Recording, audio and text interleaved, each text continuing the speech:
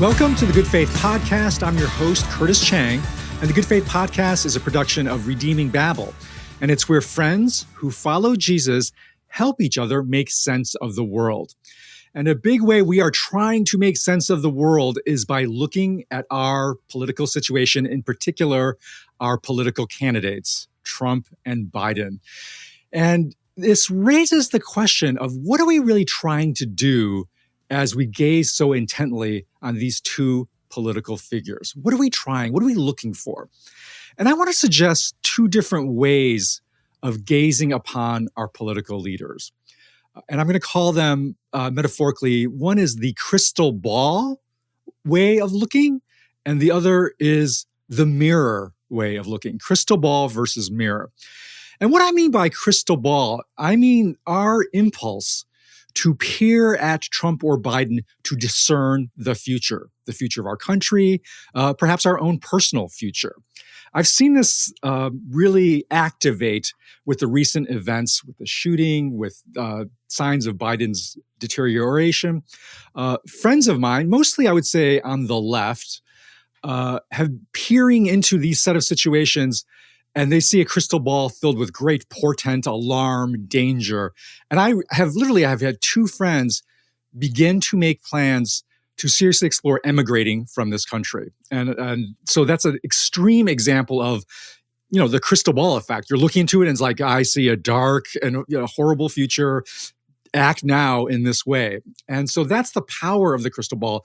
And maybe I think most people aren't to that extremes, but that crystal ball gaze is raising all sorts of fear, anxiety, disquieting thoughts and emotions.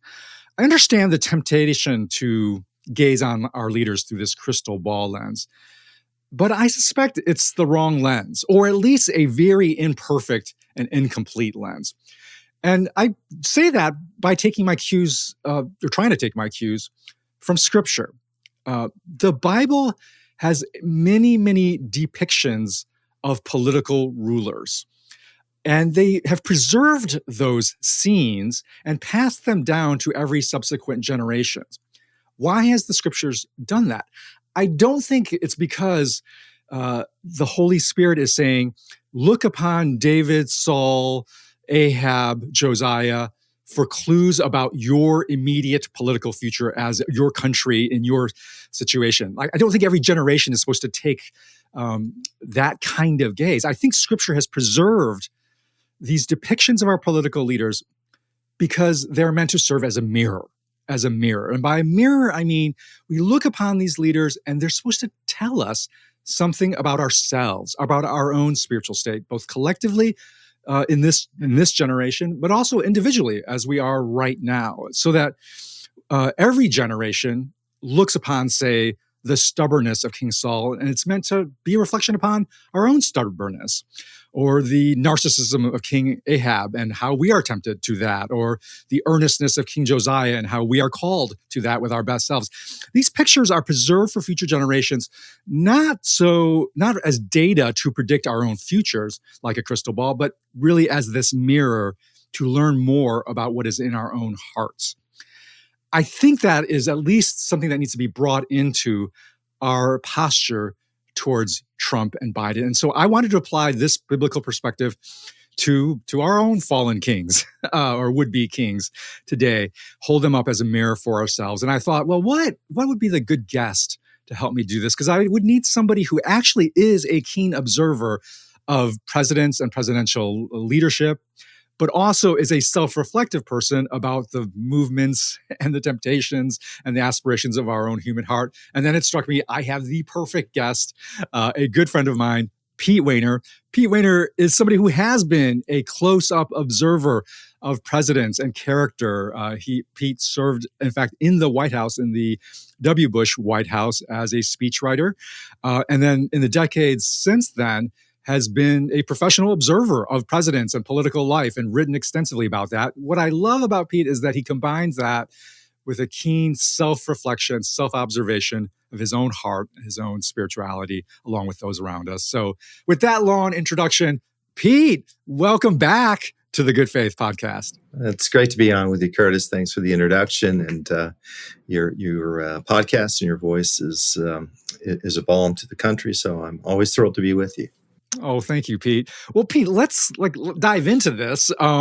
Let's first start with Trump, and I want to think of this podcast divided into really Trump as a mirror first, and then Biden as a mirror. And by that I mean both Trump, who he is, as maybe a mirror of our collective as well as individual soul, but also the events surrounding Trump, like the assassination attempt and what happened there, and how that reflects something about who we are and maybe our own temptations. So let's start there with the most recent attempted shooting of Trump.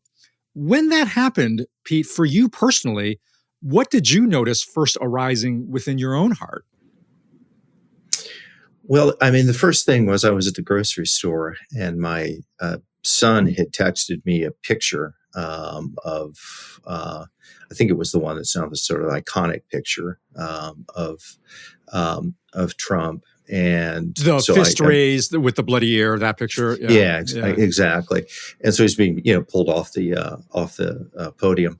And so I immediately knew something was happening, but it wasn't exactly clear to me what it was. And so I got in the car and I checked in on my phone, and I began to see that this assassination attempt had taken place. So the first thing was, what happened? Is he okay?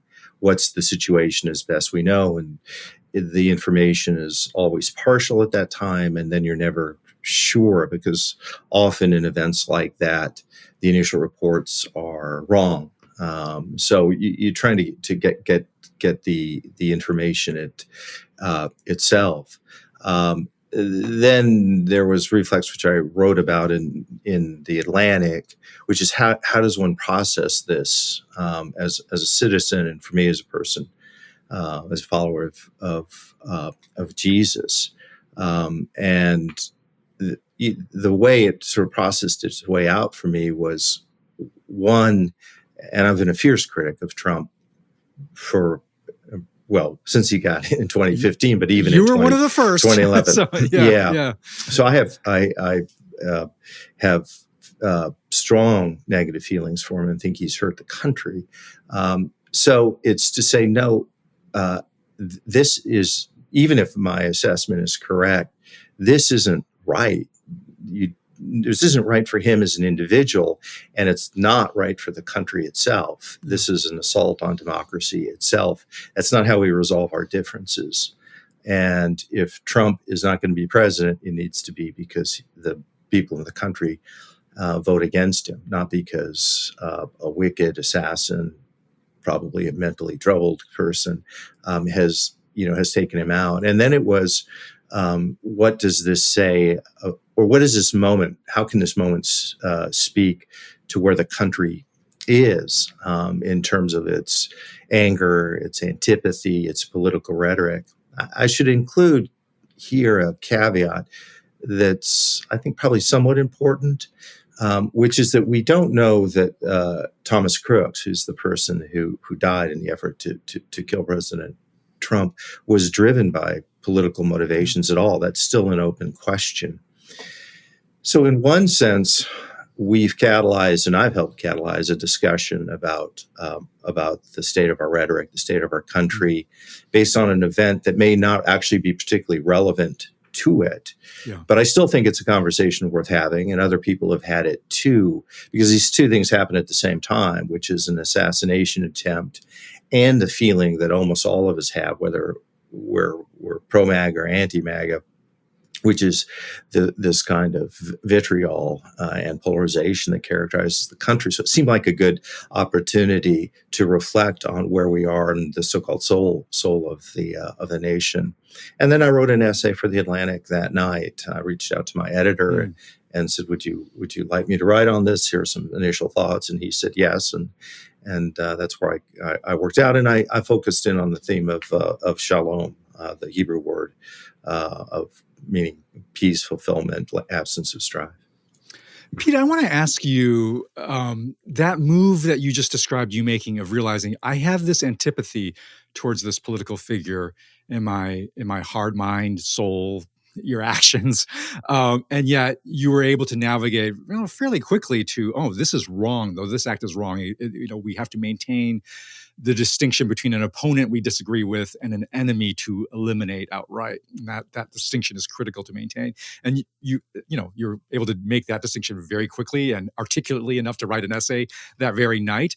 But can you dial back to that process a little bit? Like, how fast did you make that move? Was that instinctive? Did you have to wrestle with anything inside yourself?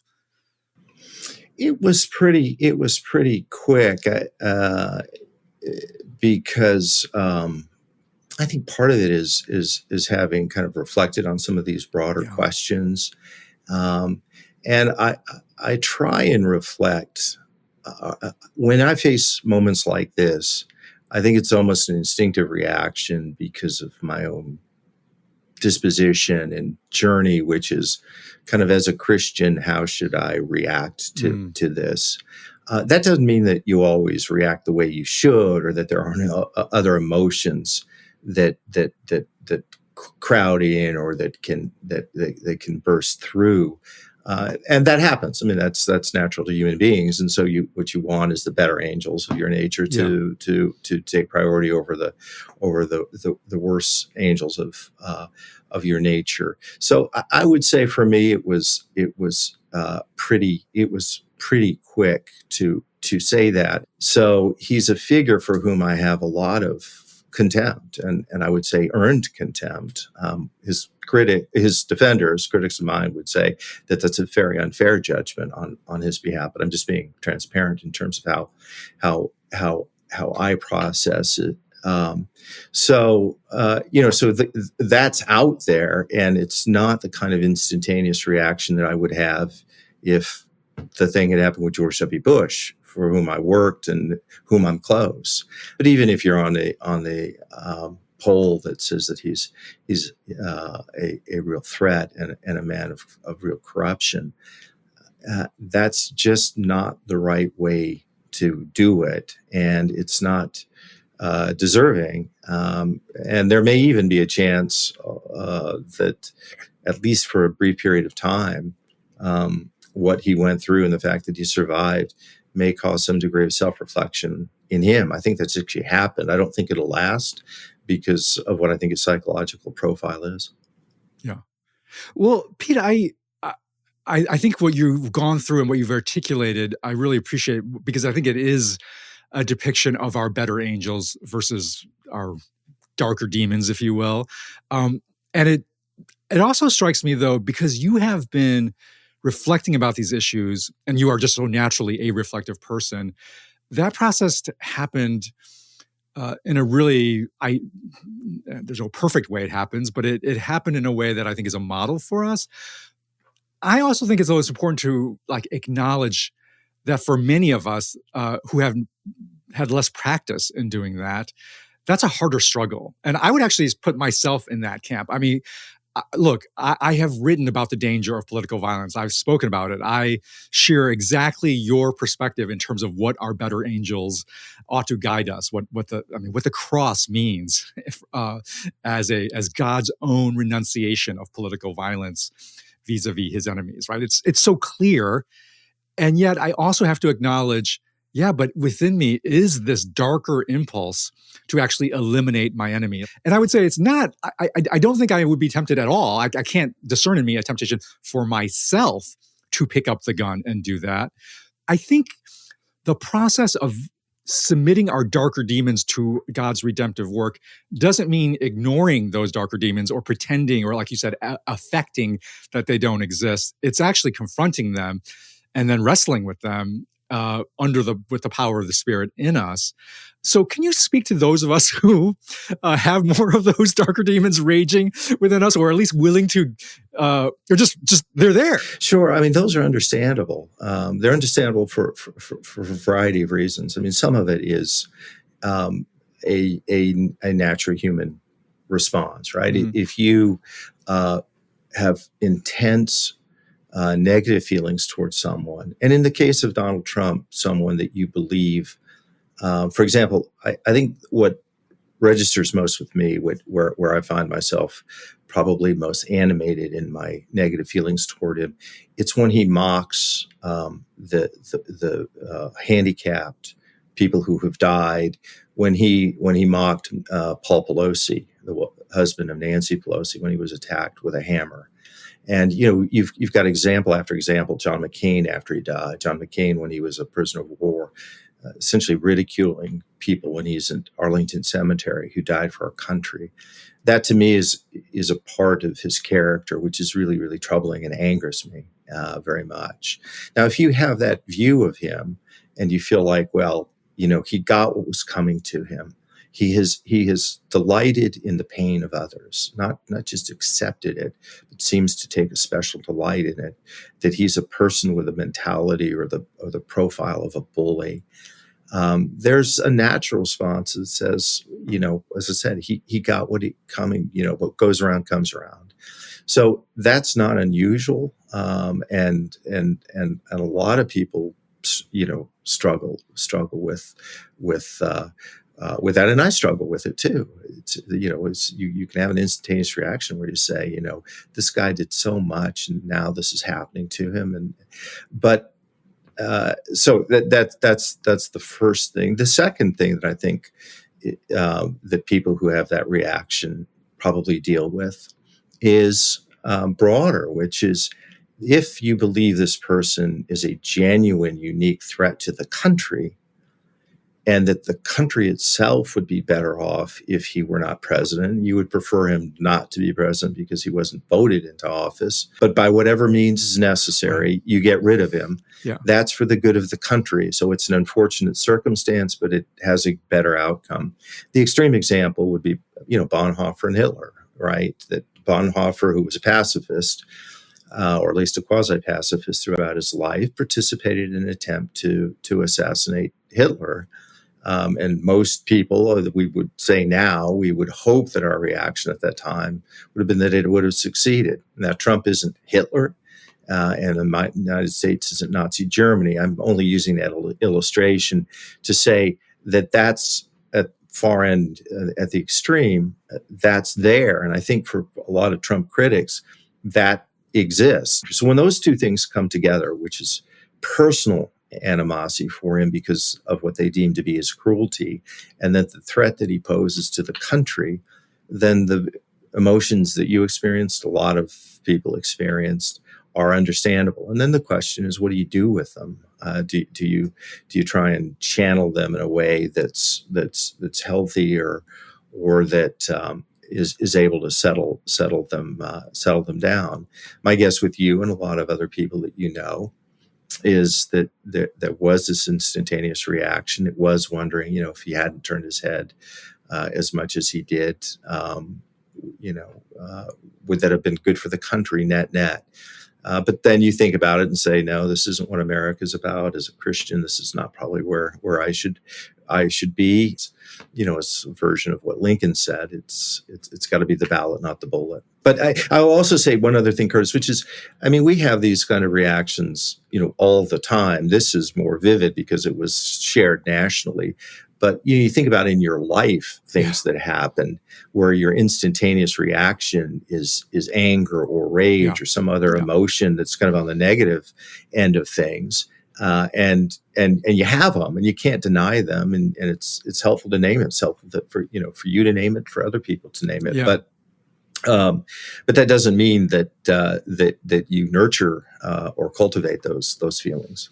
Yeah, and I think that distinction between, is this somebody, an opponent I have a disagreement, maybe even a profound disagreement, or is this almost something inhuman and such a inhuman force that I have to eliminate it, right? Is such an important distinction that any human opponent we have still retains the image of God. They have an inherent value and dignity. That means we cannot seize our own sword, whether it's an actual physical gun or a, frankly, rhetorical sword or some other reaction that is ultimately about eliminating that person, like removing them entirely from our existence and our view, and like their own ability to have their own life and dignity, right? Like it's an important line, and really the attempted shooting should be a reflection of the importance of that bright line between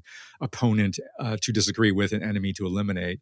And I think you're right, Pete. Like that distinction permeates our lives. We have opponents we disagree with at work, in our own extended family, in our friendships. And how do we retain that bright line that prevents us from crossing over into viewing them and dehumanizing them as an enemy to eliminate? That's a lifelong spiritual struggle in all spheres of our life. And this ought to be something of a prompt for us, the importance of that line.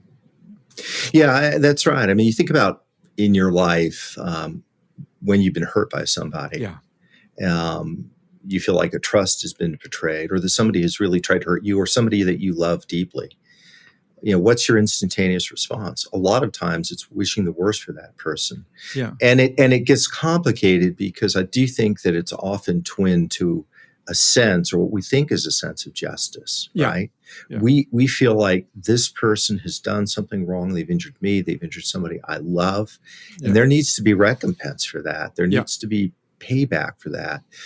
So juggling that sense of justice and grace is not easy. It's not easy as human beings. And I would say even scripturally and biblically, it's a complicated concept on how, how do you lean in one way versus the other. Well, and it's also, it takes ideally the complexity of what you're describing, that process of balancing justice and grace, mastering all these passions in our heart, realizing where the lines are. It seems to me it ought to actually prompt us to a great deal of humility, including humility and grace for those who aren't navigating it in a way that feels like helpful. And where I'm going with this is that, sort of like you described, I view Trump as a source of great threat, injustice, danger to the country, to our society, to the church, to me. Like I have all of that. And when I realized that was going on for me, I was like, oh, wait a minute, that is essentially my critique of evangelical Christians who have supported Trump. But they also view an injustice, rightly or wrongly, they view injustices have been done to them as Christians in this country. And I should also say, not completely without merit. I mean, there are ways in which evangelicals, have suffered sort of negative forces, if you will, from the broader society. So it's there, not at the level of existential threat, but I understand, I can sympathize with why they feel that. But their reaction has been, it's such an existential threat, I'm willing to outsource the political dirty work to fight that threat to Trump. And then this is where you encounter these Christians who are like, well, yeah, he's not maybe, not a great guy, but he fights for us, he defends for us. It's that same instinct of saying, yeah, I'm willing to sacrifice a little of this, of my better self, in order to outsource the political dirty work to this figure. I think that's a persistent logic among evangelicals. And it was sobering for me to realize, oh, that's essentially a mirror of what's going on in me. So that's kind of sobering, Pete. Yeah, no, I think that's a very deep insight and an important one. What you're underscoring, I think, is something that not enough of us do. And I put myself in that category, which is to try and understand and empathize with the people whom you disagree, right? Which is to try and enter in as best you can into their world. What are their precepts? How do they see it? How are they feeling about it, right?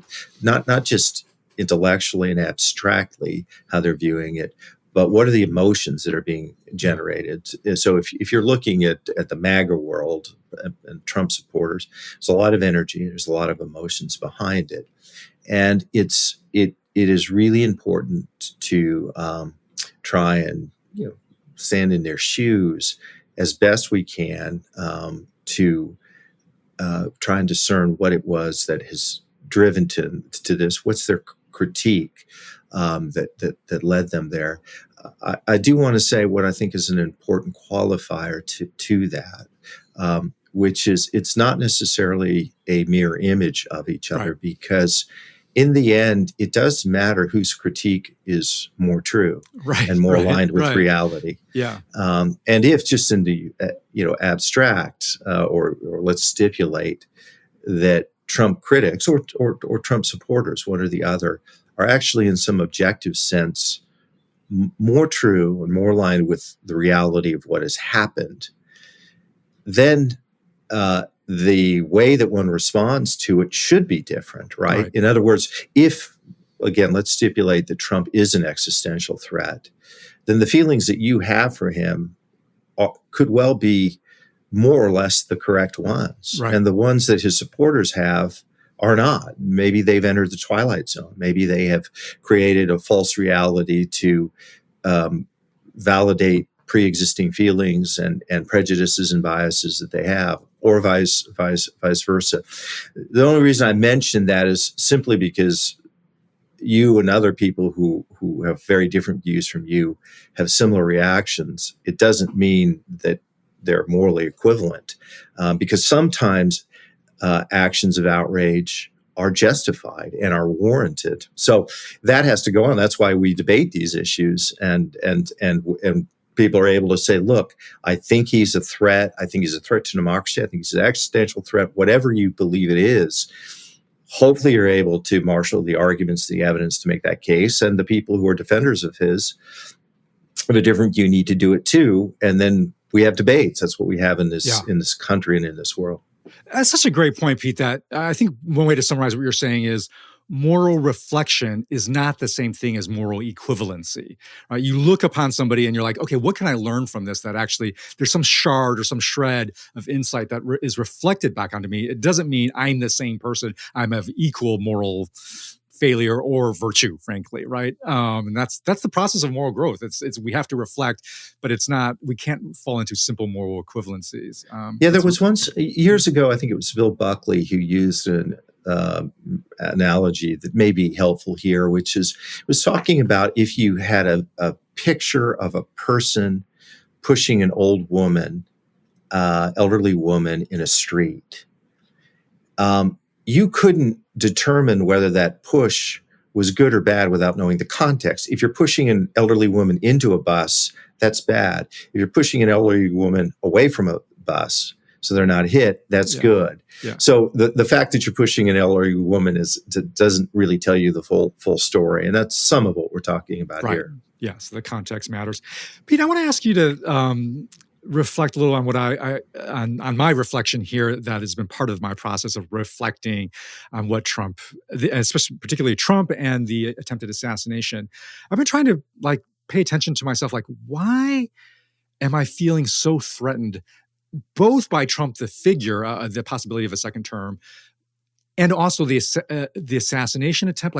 There's this a visceral, primal fear in me that's coming up, and it certainly is. I oppose Trump in terms of his character and his values. That's there. But almost that's a little bit at a higher cortical level, if you will. I'm at a base level, there's something more primal going on. And the best I've been able to identify it is that I actually think how he threatens me is his threat to my hunger and desire for stability. It's not even almost at a higher moral level. It's I want stability. And I think I experience, and I think in reality, Trump is an inherently destabilizing figure. That is his mode of operations, is to destabilize, create chaos. He relishes in that. Listeners of the Good Faith podcast know I talk a lot about the importance of institutions to reflect God's character. And I think institutions are inherently stabilizing ways in which human beings construct life. That's what an institution is to try to, not subject ourselves to the whims of a person, an individual, but to create institutions that can endure over time and provide that stability. And Trump is his mode is to destabilize and undermine existing institutions, institution norms. So I was okay, that's the threat. And that's caused me to further reflect. Now, I think I have in me why it's such a threat and why it feels like such an existential threat is I have grown accustomed to and really feel like I have an assumed right to stability in my life. And I just step back for a moment and look at history. I'm wait a minute, that's the level of assumption that I have to that stability ought to be the norm, ought to be almost my privilege as a human being in this world. that's actually quite something of an outlier. I mean, if you look at other eras of human history, it's like instability, you can make the argument, is more the norm or than it is stability. We've gone through a period of American history, and I think Western history in the Western world, that I think historians will look back and say, wow, that was an era of unprecedented stability, for all sorts of structural reasons. But just comparatively, look at if you're an American citizen, look at our previous generation, right? The generation that went through 2 world wars and a Great Depression sandwiched in between. And that was just a couple generations ago. Or I think about my own personal family history. My parents, they were born in the 30s in China, mainland China, and they experienced an invasion of Japan, a civil war, and then exile to another country, to Taiwan, right? Like they lost everything. I mean, they literally lost like generations of family wealth, stability. They lost family relations that got divided by the communist nationalists. But like when I think of it, just my parents and what they went through and compare that to me, I'm like, oh my gosh, the difference of just basic stability is profound. And so it seems to me that it would help for us this moment to reflect on Trump and the threats of stability, to reflect a little bit like, wait, how much stability should we ought to presume is our right? Because that sets the baseline for how thrown off we are when a destabilizing figure arises. What do you think about that, Pete? Yeah, I think that's really, again, I think it's a really, really good insight, an important one. I see several things about it. The first thing I would say is the process that you're going through, I think, is extremely healthy, both in politics and in our personal life, and in our faith journey too. I mean, the way I would describe what you're talking about is when I have an intense emotional reaction to something, what is it that's being tapped into in me? And to try and identify that. Sometimes you have that. I have that family of origins issues, right? There are certain events that happen, and you're pulled back into maybe your family of origin, and certain habits developed or certain habits that didn't develop. And so something deep within you is tapped. So anytime we have those responses, it's always a good thing to say, what is it that's being catalyzed? Not the issue per se, but what's underneath the issue, some core identity that you may feel is under attack. That's the first thing I'd say. The second thing that I would say is, I understand what you're saying, and maybe let me frame it in my words of what I'm hearing from you. I'm not sure whether it's so much that stability is a right that you're owed. It may well be that you are aware of what a gift stability is and what instability can do to a nation and to people. It's not just a nation. When nations collapse, human lives are decimated. And when there is instability in politics, there can be genocide, there can be riots, there can be violence, there can be oppression. That this is not just abstract stuff. Yeah. There's something real to it, and it could well be that, given your own family and where you go with this longing for stability, that's an admirable reaction. And you see Donald Trump as a threat to something that is really fundamental and actually rare in human history, and which has been one of the defining features of America at its best, which is its stability, which is inherent in part from the founders and our system of government, right? Checks and balances. That was the great debate that was going on at the time. A lot of people say, why don't you have a parliamentary system of government where you can get things through quicker? And it's true that you can. But the advantage of our system of government was because the founders were afraid of the passions being stirred up, of what Lincoln referred to in his Young Men's Lyceum speech as a mobocratic spirit.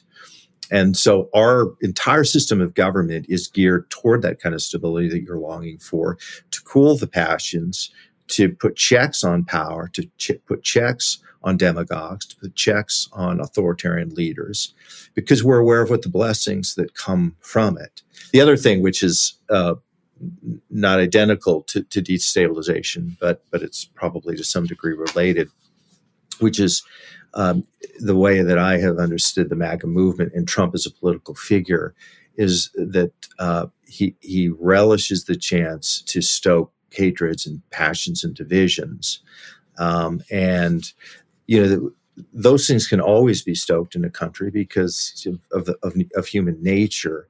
And part of what political leadership is to try to calm those passions or to keep fringe movements on the fringe. I think what's happened here is that you have a figure who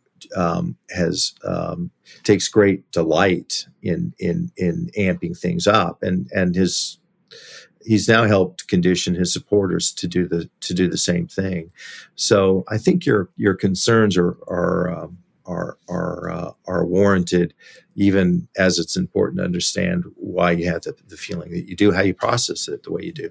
We are together trying to engage in this process of looking at our political leaders, not so much as a crystal ball that somehow is going to predict our future, but really as mirrors, as spiritual mirrors, as an opportunity to reflect on our collective soul and also our individual soul. What can we learn that helps us conform closer to the image of Christ through this political moment? So we've been talking about that with Trump. I want to switch to Biden, Pete, because one of the, I think, tragedies, among the many tragedies of the attempted assassination attempt, but perhaps one of them, is how it seems to have put a stop, hopefully just temporarily, to, I think, a very important discussion and conversation, which is about Biden's capacity, his ability to govern capacity, and I would say it's both capacity in terms of mental fitness, but increasingly I am concerned precisely because of how he's responding to those concerns of his mental fitness with his character fitness. And we have been talking about Trump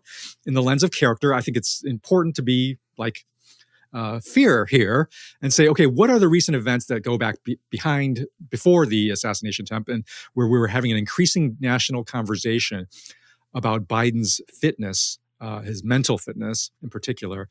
What have you observed of how Biden has been handling this conversation? Because, like you said, one of the key things we're looking for a political leader is to shape and frame the national conversation, right?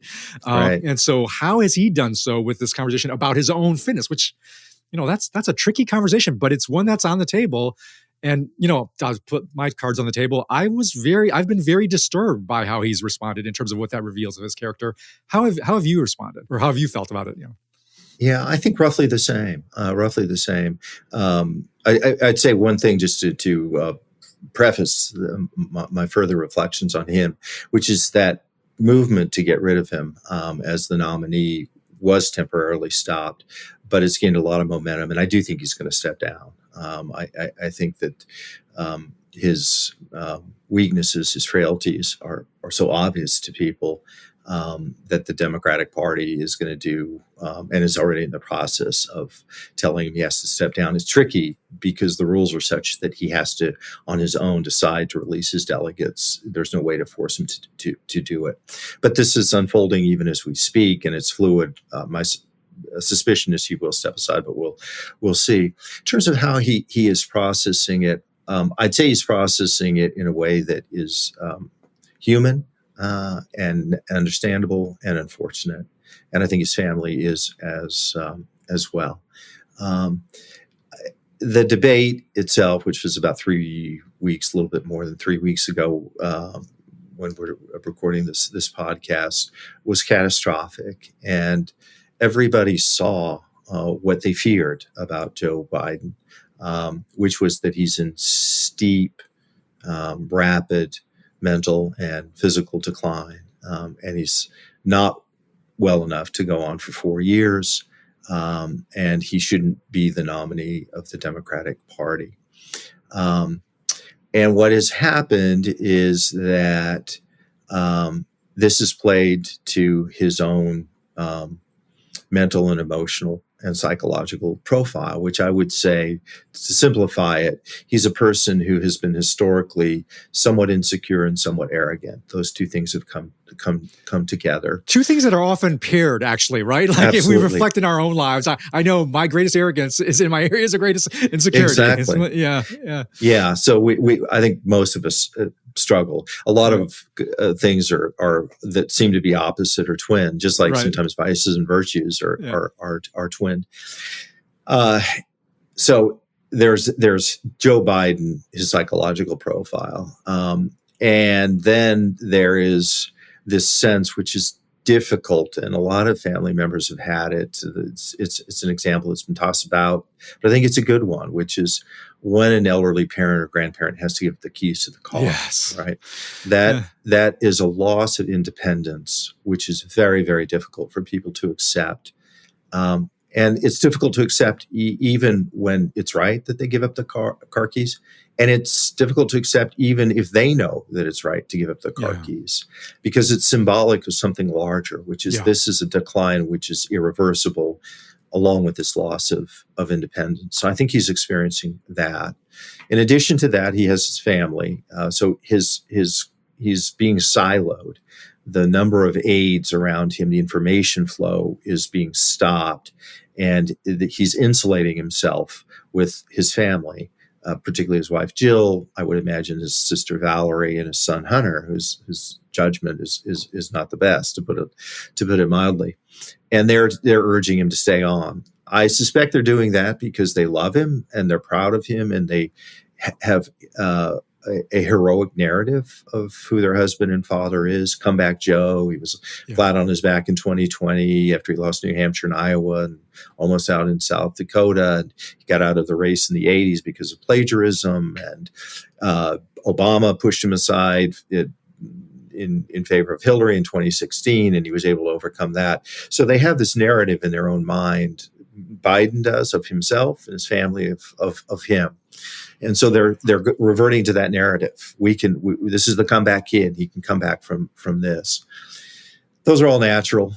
He's not going to come back from this. He's on a decline, which goes in one direction, and it's irreversible.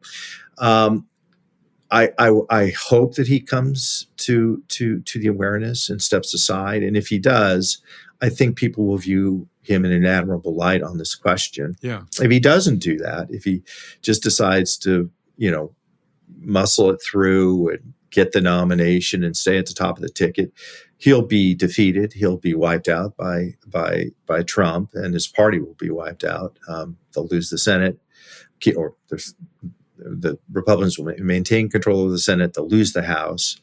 And the very specter of which he warned about, which is Trump is a grave threat, such a grave threat that Biden thought he was the only person who could stop him and had to run. Yeah. That would come to pass, and that would mar his legacy and would mar him, in terms of his character. So I think a lot depends on what he ends up doing. If he does end up stepping aside, I think that the right way to view it is he resisted it for understandable reasons, but he came around to accepting it. And that's not easy, but he decided to do it. And so that's admirable. If he doesn't come around to it, the cost to the country would be enormous. And I think it would be viewed, and rightly viewed, as a tremendously selfish act. Yeah. Well, it's one of the things that's so striking about what's going on is precisely how these large political destinies that you've just laid out are resting on the tiny turns of a human heart and the hearts of people around them. I mean, it's this intensely personal drama, and especially one that's, I think, so profound precisely because it is so recognizable, especially if you are of like my generation and yours. We've been going through this with our own parents. We observe and experience firsthand the struggle of pride, of loss, of grief. And so I think it's great to be self-reflective about how human this is. Peter, how I've recorded something that for our podcast listeners of recent weeks who have learned that of an encouragement, like let's pray for Biden. That's where we are. That is a biblical injunction to pray for our leaders. How would you advise us even more specifically then to pray for Biden and his family and his people around him? What should those prayers sound like? Yeah, it's such a good question. I mean, I think the prayer would be for wisdom for them, for a sense of peace and grace, for the ability to accept what's a painful moment, and somehow that God's presence would make itself felt in that painful moment. And because they're themselves people of faith, a Catholic faith, that somehow deep in their hearts, that this notion that we're citizens of a city of God, not just a city of man, and the whole hope which those of us who are followers of Jesus have, to one degree or another, which is that this is not the final story here, but it's as Lewis said, a cover page for a glorious story to come. That's something that I'm not sure other people can say to them, but it is something that I think you can pray that would come to them as they go through this journey, because it is a very human journey and it's a very painful journey, whether you're pro or anti Biden, and that the decline itself that there would be kind of compassion, and that it wouldn't be as difficult as these often are.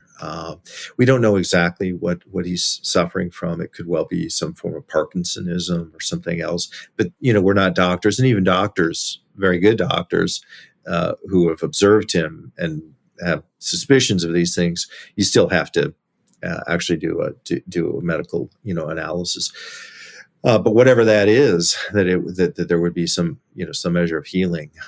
So I think those are the kind of things that you pray for. The same things that you would pray for a friend, when they would be in a similar position. I want to say one other thing as it relates to his family, because I think I can understand what they're going through, and I can understand why they have wanted him to continue, and why they've embraced this narrative that doesn't apply to either their husband or their father or their sibling.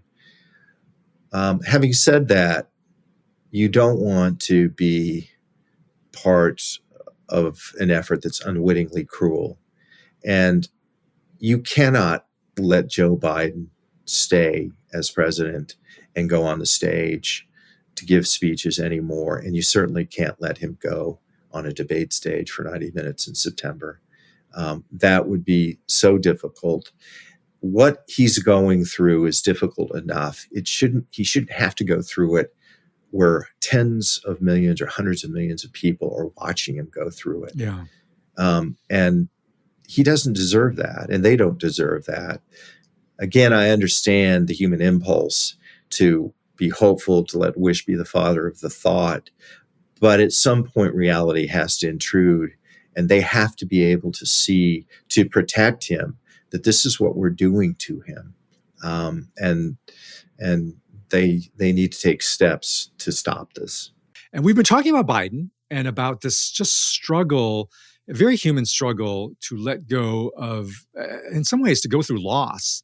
It's to go through the loss of our previous self-image, of our sense that we can do it, of our pride, and that we all are going to go through this ourselves. That's what's so striking to me, is in some ways, at a very public stage, Biden is actually, like, in a true crystal ball fashion, like in an accurate crystal ball, is actually showing us, yes, this is what it means to decline as a human being. Like, we're seeing it, and this is the decisions and the moral capacity you've got to develop within yourself along the way so that you can handle this moment right. It's like it's all out there for us. So let's explore this in this final part of the conversation. Like, I guess maybe one way to think about this, Pete, is like Biden as an instruction to us for how we prepare for old age ourselves and for our own eventual demise.